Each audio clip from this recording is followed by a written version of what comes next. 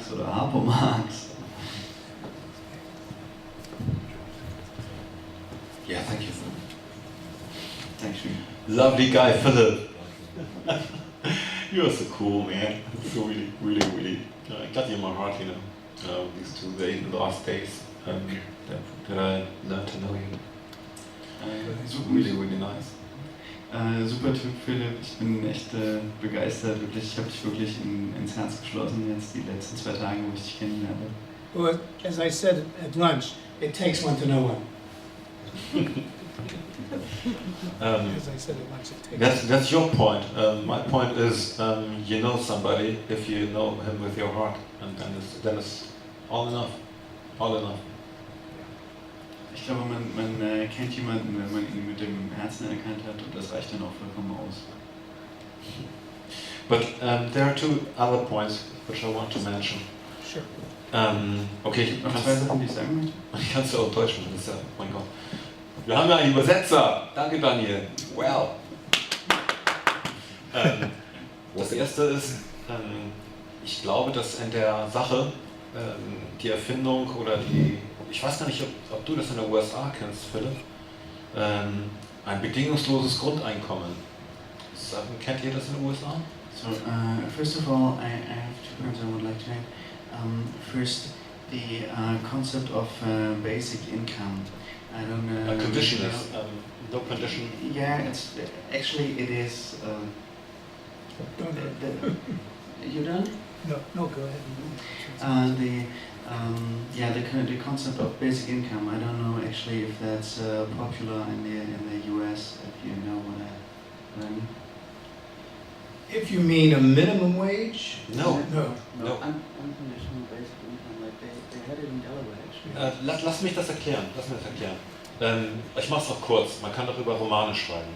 Aber es geht darum, dass jeder Mensch, und ich meine es wirklich mit jedem Mensch auf dieser ganzen Welt, und ich denke, dass der technische Fortschritt und die Möglichkeiten, die wir haben, es zulassen, es ist nur eine Frage der Verteilung, dass jeder Mensch auf der Welt ein Einkommen kriegt, was ihn ermöglicht, angstfrei zu leben und seine Grundlagen zu sichern. Okay, Andreas. It's the concept is just plainly that every human being, and I mean it literally, like every human being on Earth, is granted a basic income that allows them to live without fear. Can I answer? Yeah, of course. Okay. But that's one point of 2. Oh, okay, I'll give you the mic back. Aber das war nur Punkt 1, ich vergesse. But I'll forget if you go to point number 2. I think it's important to recognize that for roughly 99% of human history, there was no money. Ich denke, es ist wichtig, sich klarzumachen, dass über 99% über einen Zeitraum von 99% der menschlichen Geschichte kein Geld existiert hat. Most anthropologists believe that humans evolved roughly 150,000 or 200,000 years ago. Die meisten Anthropologen glauben, dass sich die Menschheit vor 150.000, 200.000 Jahren entwickelt hat. And money only begins in very local places around 10,000 BC. Und Geld gibt es erst in einigen kleinen Regionen ungefähr seit 10.000 vor Christus. And there are many people on the planet that never touch money. Und viele Leute auf diesem Planeten haben noch nie Geld berührt. Call me a dreamer. Nennt mich ruhig einen Träumer. But I think eventually we'll get smart enough to move away from a moneyed economy. Aber ich denke, eines Tages werden wir schlau genug sein, der Wirtschaft nicht mehr über Geld zu betreiben. But I certainly agree that no child should go to bed hungry, no one should have no place to live, that no one should have no health care. So if what you're referring to would guarantee those things, of course, I would support that. But I just want to remind us that money is a relatively recent invention. Natürlich bin ich dafür, dass kein Kind hungrig ins Bett gehen muss, dass niemand obdachlos sein soll oder ohne Gesundheitsversorgung. Aber ich möchte gerne dabei im Hinterkopf behalten, dass Geld nur noch eine sehr junge Erfindung ist. Es ist doch völlig okay, wenn das nur für einen Übergang ist, bis wir es schaffen, Geld aus dieser Welt zu streichen. Aber bis dahin wird es noch ein Weilchen brauchen und da wäre ein erster Schritt anzustreben, dass bis dahin jeder Mensch auf diesem Planeten erstmal ein gesichertes Grundeinkommen hat und nicht mehr sich über seine Grundlagen Gedanken machen muss. Das würde schon sehr viel abändern und Freiheit schaffen. First step.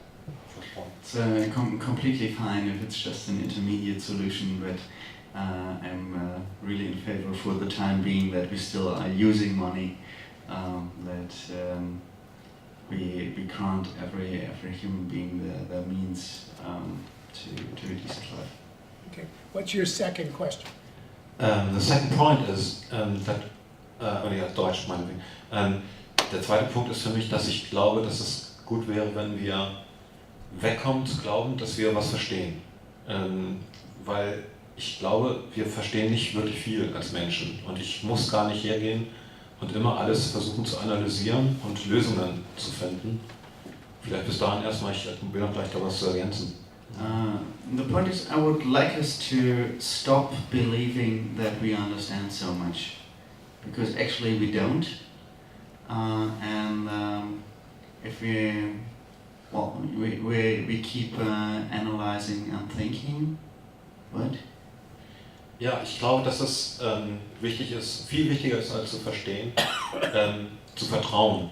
Und Vertrauen auf einer zwischenmenschlichen Ebene, aber auch auf einer globalen Ebene. Und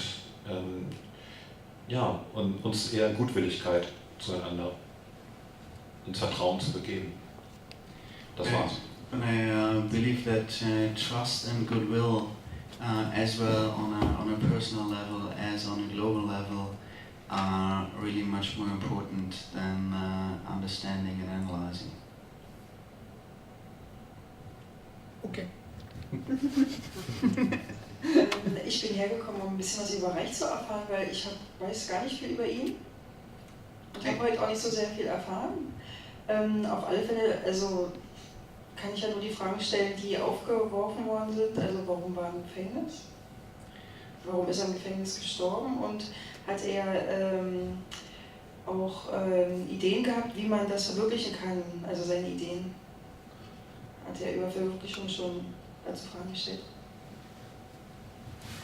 I came here to learn something about Wilhelm Reich, and because I don't know much about him, and actually I haven't heard that much, but so I'm asking on the points I noted, like why was he in prison, why did he die there, and what did he say about ideas for realization of this concept? Okay. I can give you a thumbnail sketch of his life, but it's really an entirely new lecture. No, it worked. This was working, wasn't it? Yeah. Go ahead. I can give you a thumbnail sketch of his life, and I'll do that, but it's really an entire new lecture. Okay, also ich werde das im Miniaturabriss versuchen, aber das wäre wirklich nochmal ein kompletter Vortrag eigentlich. But there are lots of resources to read about his whole life. Aber es gibt viel, was über sein gesamtes Leben geschrieben wurde. And the one I would recommend is a little book by Bernd Lasker. Und was ich empfehlen würde, ist ein kleines Buch von Bernd Lasker. L-A-S-A-K. L-A-S-K. No, S-K-A. L-A-S-K-A. Lasker. Ah, Lasker. Yeah. A. Yeah. L-A-S-K-A. But very briefly, Reich was a student of Freud's. Ganz kurz, hat bei Freud gelernt. And he was, in psychoanalysis, he was the first person to move from looking at symptoms to looking at character structure. Und war der Erste, der in der Psychoanalyse auch Charakterstrukturen betrachtet hat. And one of the books they were showing before was Character Analysis, which is a book about this. Eines der Bücher, die hier waren, hieß Charakteranalyse, wo es darum geht. He wasn't the first or the only, but he was the most visible Marxist psychoanalyst.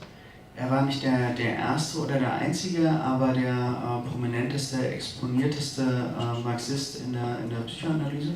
And he wrote a very famous essay in 1929 called Dialectical Materialism and Psychoanalysis. Und hat 1929 einen sehr berühmten Aufsatz geschrieben über dialektischen Materialismus und die Psychoanalyse.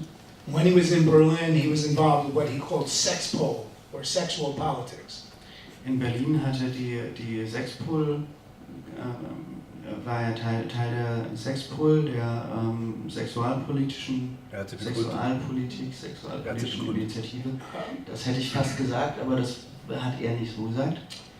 When the National Socialists took over, Reich fled first to Denmark and then Sweden and ended up in Oslo, Norway.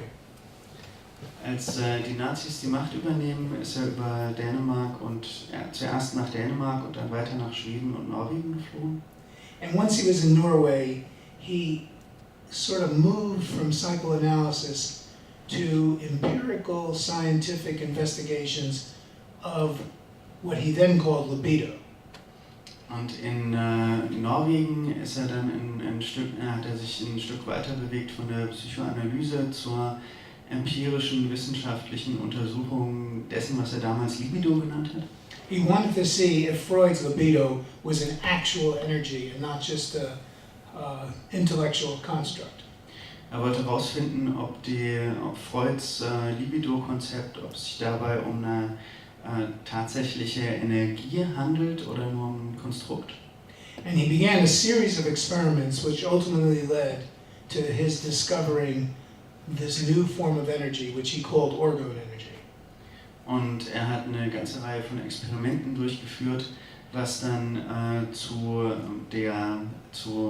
seiner Entdeckung von dieser Energieform, die er Orgonenergie nennt, geführt hat.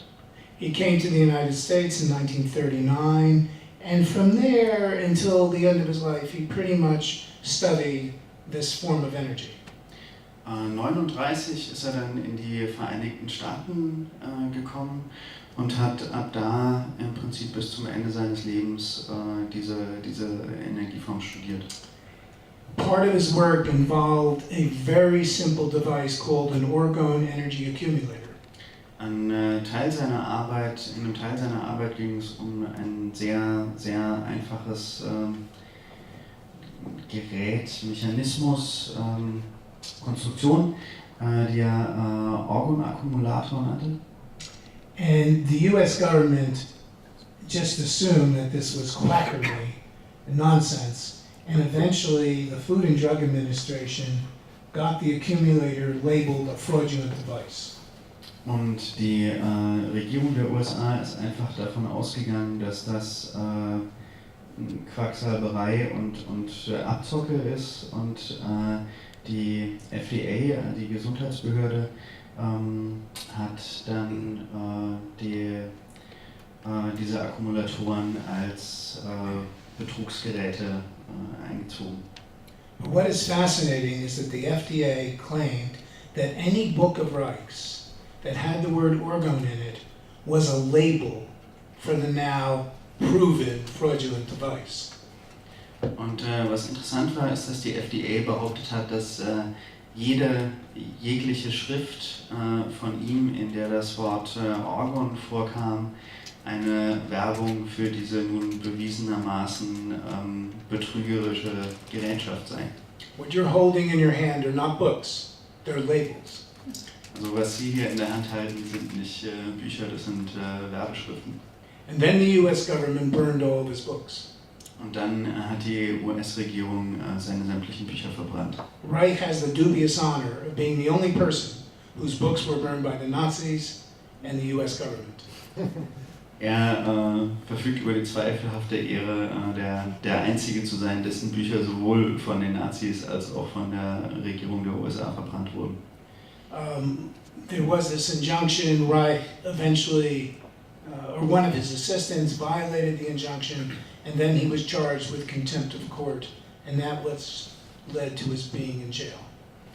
Und es gab ein Verbot für die Nutzung der Geräte, was einer seiner Assistenten verletzt hat, woraufhin er wegen Missachtung des Gerichts verurteilt wurde und daraufhin dann ins Gefängnis musste. Für 3 Jahre. So if you go on the internet or go to Amazon.de, you can find many good books about Reich, and there's one about the court case, etc., etc. Also im Internet oder bei Amazon oder sowas finden Sie einen Haufen guter Bücher über Reich. Da gibt es eins speziell über den Prozess und viele mehr. I'm really grateful for your question. I should have done this in the beginning. Vielen Dank für die Frage. Ich hätte dazu wirklich am Anfang was sagen sollen. I hope someone will remind me tomorrow night to do a 5-minute history of Reich. Ich hoffe, dass mich morgen jemand dran erinnert, 5 Minuten zum Leben von Reich zu erzählen. But I promise you it'll be different from what I just said. Aber ich verspreche, es wird was anderes sein, als was ich jetzt gerade So you won't be bored. Es wird also nicht langweilig für Sie. Did that answer it somewhat? Yeah, the last question. Nee, die letzte Frage war nicht beantwortet, ob er auch Ideen der Realisierung entwickelt hat, seine Ideen. Yeah, there was still the last part of the question, if he had ideas on how to realize the concept of work democracy and how to work towards it. Well, as I said at the end of the talk, I think we just have to start locally, in our own workplaces, our own homes, our own neighborhoods, etc.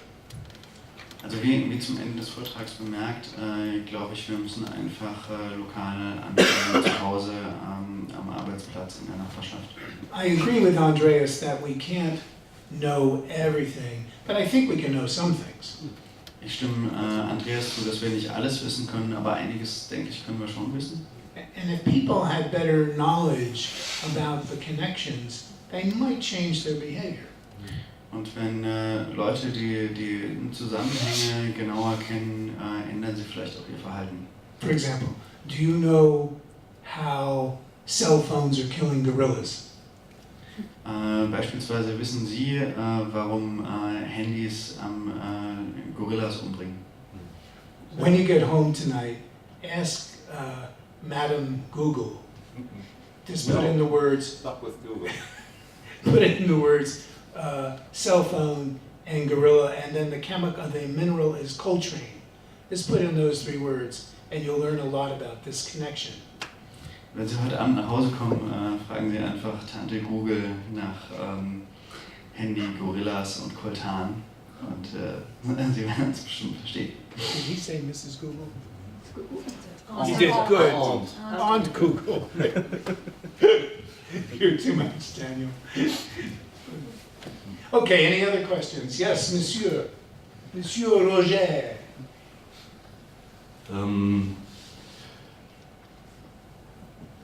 Also was mir durch den Kopf ging, waren 2 Sachen. Das eine ist sozusagen, das ist unabhängig davon, was man von Reichs Konzept, Weltanschauung, Ideologie, gesellschaftlichen Lösungsvorschlägen hält. Bis dahin. There's 2 things I was thinking about. Like first of all, independently of what one thinks of Reich's ideology, worldview, his concepts. Ist einfach klar, das war ein Mann, der hat mitgelitten mit der Welt und mit dem unterdrückten Menschen.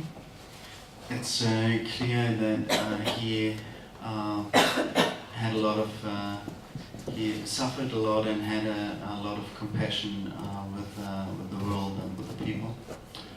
Und er hat Gedanken veröffentlicht. And he published thoughts Über Notwendigkeiten und über Möglichkeiten. about necessities and possibilities. Und die Tatsache, dass man letzten Endes ihn dafür umgebracht hat und seine Bücher verbrannt hat, And the fact that he, in the end, was killed for that and his books were burned, zeigt zum einen, dass die Qualität seiner Gedanken offensichtlich seriös war. shows first of all that the quality of those thoughts was quite high, or that they were serious. Und stellt weil ansonsten würde man, also jemand, der nur Unsinn verbreitet, den bringt man nicht um. You wouldn't kill somebody who's just dissipating nonsense. Und stellt zum anderen eine ungeheuerliche Ungerechtigkeit dar. And second, it's a huge injustice. Do you have a question in there, or you just Yeah. want to make that statement? It's fine. Ist das eine Frage oder ist das nur eine Bemerkung? Das ist eine Anmerkung dazu, eine Ergänzung. It's just a comment. It's a very good part. Let me just make sure that no one else has a question, and then you can come back and say further what you need to say. Is anyone else? Yes, please. Okay, zuerst nochmal, gibt es weitere Fragen? Die Frage, die sich jeder stellt, ist, was ich jetzt tun kann. The obvious question for anybody is, what can I do now? Und eine der wichtigsten ist, wie sieht die Arbeitsdemokratie in mir aus? And one of the most important is like, what does work democracy inside of me? Und das größte Problem, was ich sehe, ist dieser Spannungsfeld zwischen das, was ich denke, und das, was ich bin. And the biggest problem, the biggest tension I see is between what I think and what I am. Also sage ich, was ich gelesen habe, oder bin ich jetzt Schöpfer? So, am I repeating what I read, or am I being creative at the moment? Und wir können sicher selbst Schritte in die Richtung machen. We can certainly take steps in that direction. Und weil alle Menschen, die so wie Wilhelm Reich, die sind im Moment gewesen. Und die werden natürlich dann zahlen den Preis dafür. And people like Reich, they have been living, thinking, expressing in that very moment, and they have paid a price for that. So eben die Frage sind einfach auch Tools und Möglichkeiten in dieser Spannungsfeld. So the question is one of tools and possibilities in this area of tension. Dann für meine Gesundheit, Demokratie ist auch ein Gesundheitssystem. Was ich da auch tun kann für meine Gesundheit oder Krankheit, da ist auch ein Spannungsfeld. Like work democracy is also, there's also a field of tension in the matters of the health system, for my health or sickness, what I can do. Und dann in die Talente, also was die Talente auch mit der Schöpferkraft, mit dem Wille zur Arbeit zu tun haben. And then also about the talents, what the connection is to the will and the possibilities to work. Jeder auf der individuellen Ebene kann Immenses leisten. And anybody can achieve a lot on a personal level. Well, my immediate thought was that your work really is a way to increase people's awareness dramatically. Mein erster Gedanke war, dass Ihre Arbeit, deine Arbeit einfach wirklich ein Weg ist, um das Bewusstsein der Leute dramatisch zu steigern. I hope. So listen, Hoffe ich zumindest. I know that Roger had more to say. I cut him off because I'm aware of the fact that it's well past 10 o'clock. Ich weiß, dass Roger mehr zu sagen hatte. Ich habe ihn jetzt abgewürgt, weil mir klar ist, dass es schon weit nach 10 ist. And Mike said we could stay a little bit, but it's now past the little bit that we contracted for. Und Mike sagte, wir können gerne ein bisschen länger bleiben, aber ich glaube, ein bisschen ist jetzt auch schon rum. So I'm going to invite Roger to hold his thought for tomorrow night, and encourage us all now to quickly put the chairs back. And I just hope to see you all tomorrow to continue the discussion. Deshalb würde ich Roger einladen, die Bemerkungen morgen einzubringen und uns bitten, die Stühle wieder in Ordnung zu bringen und würde einfach hoffen, möglichst viele von euch morgen wieder zu sehen. I would invite you all to go to the neighborhood pub to have a beer and talk, but my hosts don't drink alcohol, so I guess we can't do that. Ich würde Sie gerne alle in die nächste Kneipe einladen, um bei einem Bier weiter zu reden, aber meine Gastgeber trinken keinen Alkohol, das ist ein kleines Problem. Ah, they are guilty, okay. Thank you so much for coming and for staying so much time. I really appreciate it. Vielen Dank fürs Kommen, fürs Bleiben. He won't translate this, but thank you, Daniel, for excellent translations.